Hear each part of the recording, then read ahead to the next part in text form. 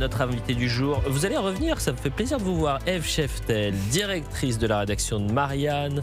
Vous avez fait tout un papier sur le festival de Cannes pour les auditeurs qui nous rejoignent à 12h30. Marre des fils d'eux, comment les Nepo Babies règnent sur le cinéma. Donc c'est les enfants de réalisateurs, de comédiens qui ont peut-être plus de facilité dans les castings et pour intégrer des grands films. Et on a eu un échange qu'on va pas avoir maintenant, mais moi je pensais l'extrême inverse que vous, c'est-à-dire de dire mais Louis Garrel, il est peut-être fils de réalisateur, fils de réalisatrice, c'est un talent absolu. Alexandre Astier, pareil.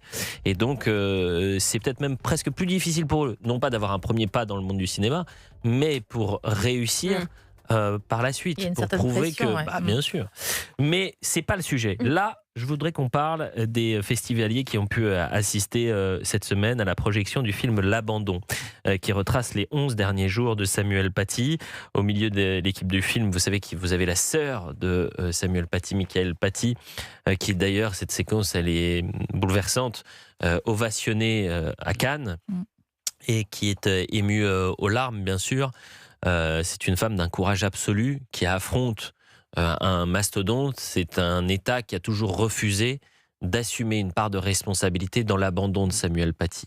Et ça, c'est quand même fou. Vous avez un État qui préfère regarder ailleurs et une sœur qui a vu son frère donc être assassiné dans des conditions atroces et qui a bien compris qu'il était lui aussi seul ces 11 derniers jours. Et vous avez une partie de la classe médiatique et politique qui commence à attaquer le film en disant qu'il instrumentaliserait le drame. Voilà, le problème, c'est que ça ferait peut-être aussi le jeu de l'extrême droite. Donc il y a une formule assez sournoise, assez malsaine du côté des médias. Et puis vous avez des nouveaux relais qui sont les streamers, je le dis pour les auditeurs d'Europe 1 qui ne sont pas forcément connectés, sur les nouvelles plateformes. Par exemple YouTube, TikTok, Instagram, vous avez des personnalités jeunes, souvent très jeunes, qui sont suivies, mais massivement, parfois par des centaines, voire des millions d'auditeurs, eux aussi très jeunes, et certains d'entre eux, dont un qui se fait surnommer Grim Kujoks, c'est Grim, affirme que le film sert de carburant à l'extrême droite.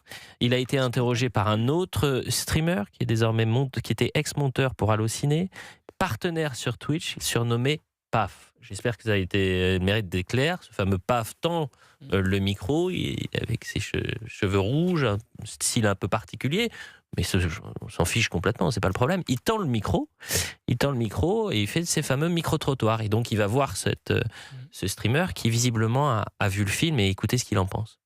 C'est un film dangereux. Faisons un film pour l'extrême droite, pour le RN. Bonjour, bonsoir tout le monde. On est actuellement devant la sortie pour le film L'Abandon qui vient d'être projeté. On va essayer de voir si les gens ici veulent bien répondre à nos questions. Le héros est arrivé. C'est un film de merde.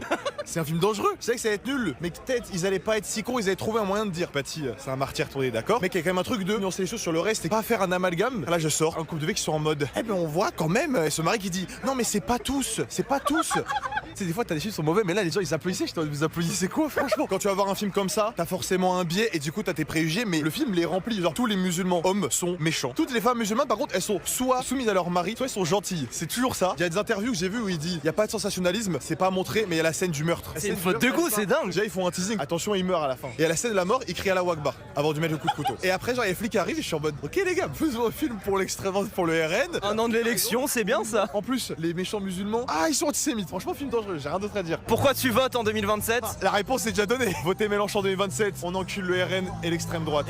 Je vous ai donné la séquence in extenso, d'accord? Je voulais que vous ayez le contexte, une séquence qui est relayée massivement sur les réseaux sociaux. Donc je présente mes excuses à l'Arcom, mais avant de nous attaquer, si on a diffusé cette séquence, qui s'occupe aussi du diffuseur. C'est intéressant, le climat, le fond, la forme, il y a tout, j'ai l'impression, dans cette séquence Ève Cheftel.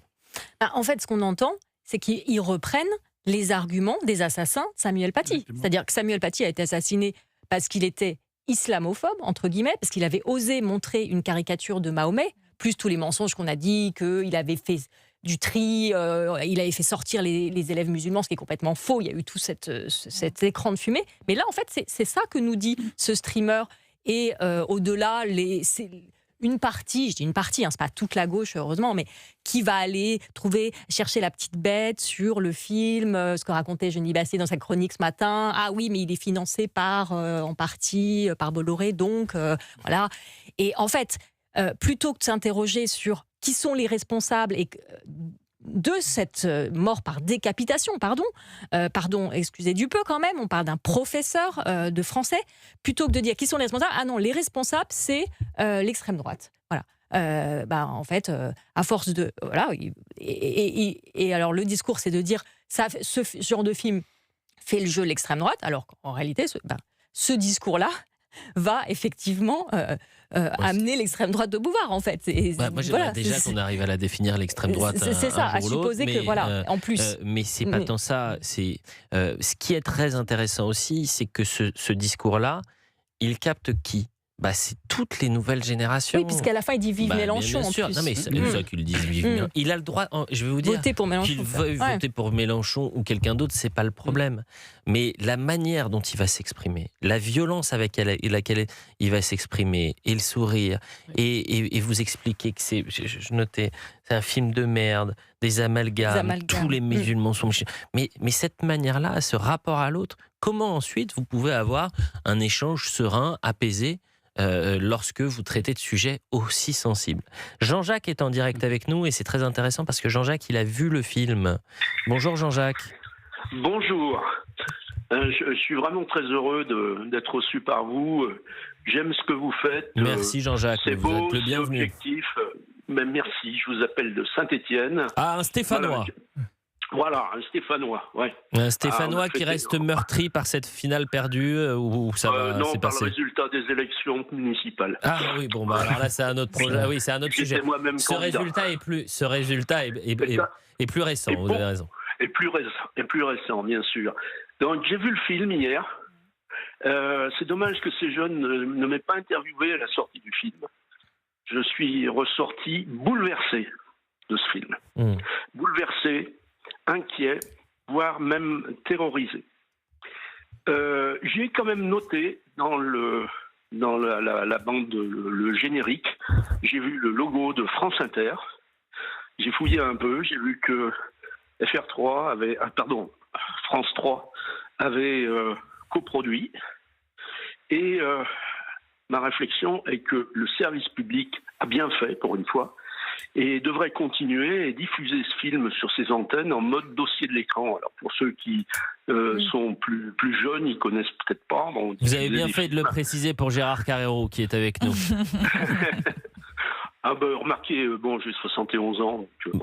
Donc vous êtes c'est à peine majeur, c'est parfait Jean-Jacques. Mais on comprend, c'est-à-dire qu'il y a un besoin d'utilité publique, de parler évidemment de l'assassinat de Samuel Paty, de montrer ce film, et d'ailleurs je trouve que le fait qu'il soit présenté au Festival de Cannes, là aussi ça a un enjeu important. Je précise, puisqu'on attaque régulièrement, non pas puisqu'on ne peut pas s'attaquer au message mais au messager, le climat au Festival de Cannes, c'est de pousser des cris d'orfraie parce que le cinéma aujourd'hui est financé en grande partie par Canal+. Heureusement que Canal+ est là pour financer le cinéma français. En 2025, ce sont quand même 71 films qui ont été acquis et financés par Canal+, et que l'abandon a été financé et par France Télévisions, mais également par Canal+. Un film, là aussi, qui nous permet d'aller sur un terrain qui est extrêmement sensible, où de plus en plus, d'ailleurs, les professeurs s'autocensurent, Gérard Carrero. Oui, là, c'est parce que moi, j'ai pas encore vu le film. Je vais bien sûr aller le voir les prochains jours. Mais le pire, c'est que ce film, d'après ce qu'on m'en a dit, ce film démontre, et c'est horrible de penser, que la situation d'aujourd'hui, quelques années après l'assassinat épouvantable de ce professeur, d'ailleurs on l'a bien vu puisqu'il y en a eu un autre depuis, qui a été assassiné dans les mêmes conditions, presque dans les mêmes conditions, et que la situation a empiré. Alors qu'on nous avait dit il y aura un avant Samuel Paty et il y aura un après. Sous-entendu, on ne verra plus jamais une chose pareille. Malheureusement, la situation est devenue pire. Et les professeurs, de plus en plus, s'autocensurent. Je ne suis pas tout à fait d'accord avec ça, quand même. En tout cas, l'éducation nationale, on avait fait un sujet il y a quelques mois, Marianne, Ève là-dessus. Cheftel, directrice de la rédaction de Marianne.